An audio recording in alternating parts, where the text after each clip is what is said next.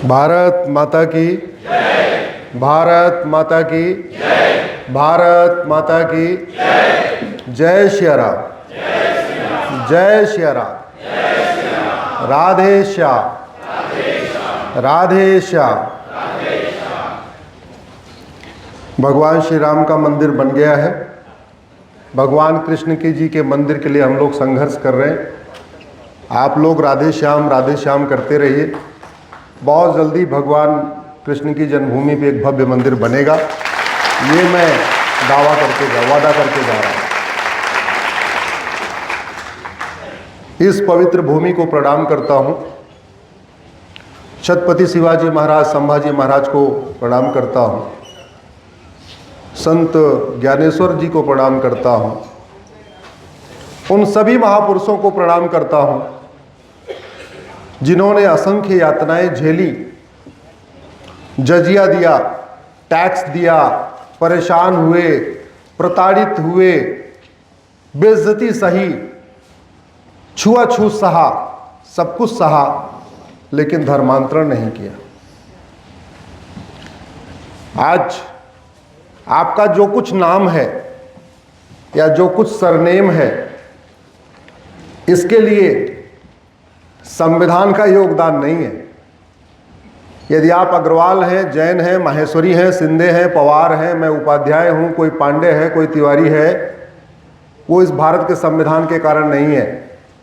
आज हमारी पहचान इसलिए है क्योंकि हमारे पूर्वजों ने बहुत यातनाएं झेली, जजिया दिया, लड़ाई किया, युद्ध किया, लेकिन धर्मांतरण नहीं किया।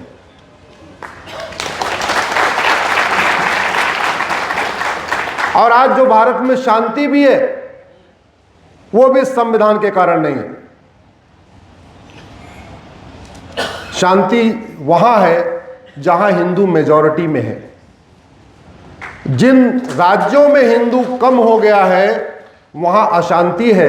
जिन जिलों में हिंदू कम हो गया है वहां अशांति है। जिन तहसीलों में हिंदू कम हो गया है वहां अशांति है। आप इलेक्शन कमीशन का डेटा उठा के देख लीजिए। हर चुनाव के पहले इलेक्शन कमीशन सेंसिटिव बूथ और हाई सेंसिटिव बूथ की एक लिस्ट बनाता है।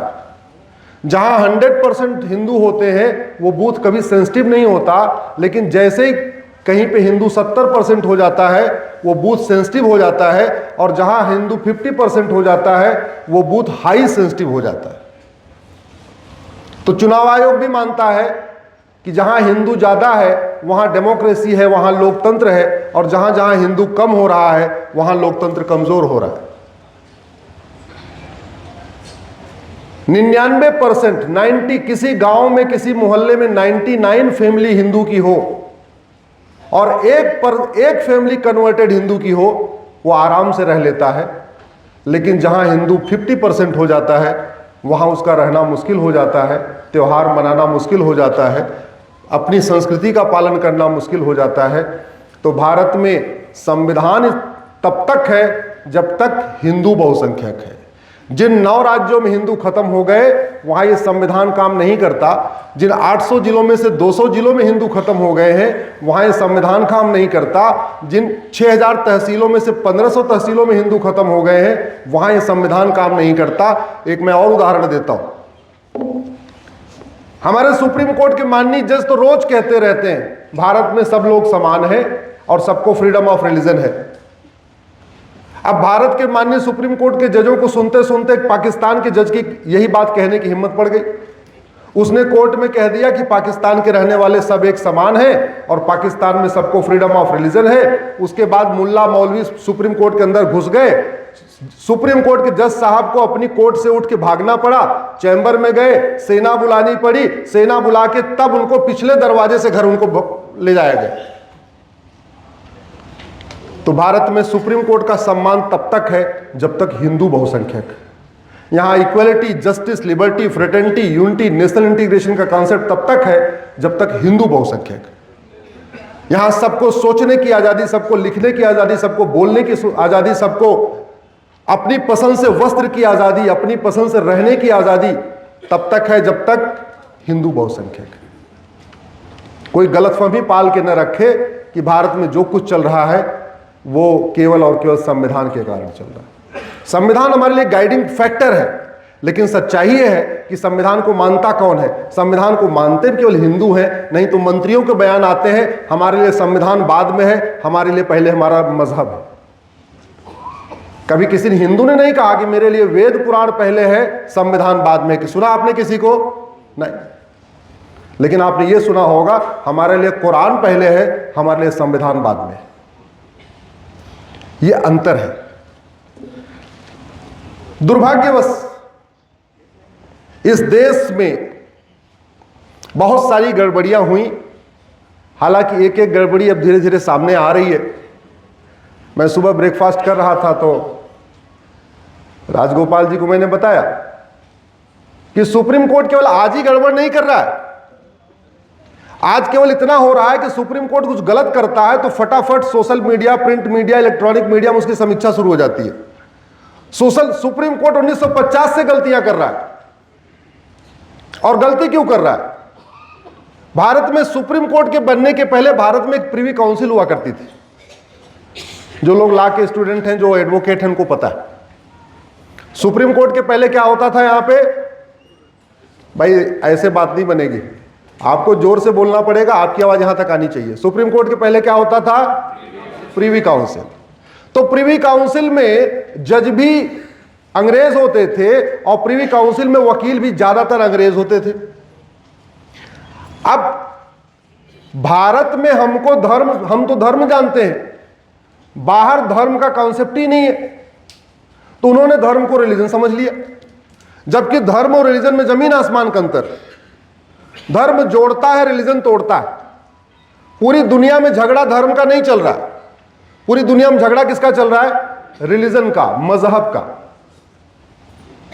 लेकिन प्रिवी काउंसिल वालों ने धर्म को रिलीजन समझा। उसके बाद 1950 में जब सुप्रीम कोर्ट बनी तो सुप्रीम कोर्ट के जज कौन बने? सुप्रीम कोर्ट के जज वो बने जिसके पिताजी अंग्रेजों के जमाने में बैरिस्टर थे, जो कॉन्वेंट में पढ़े थे या ऑक्सफोर्ड में जाके पढ़े थे।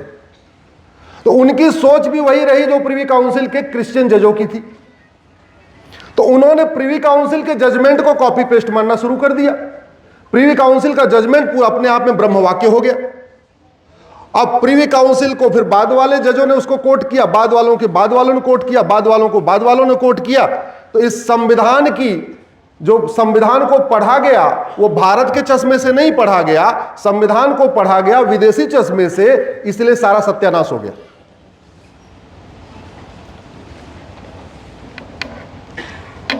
सुप्रीम कोर्ट के जजों को यह पता ही नहीं कि भगवान राम का जो राज था वो कहां से कहां तक था।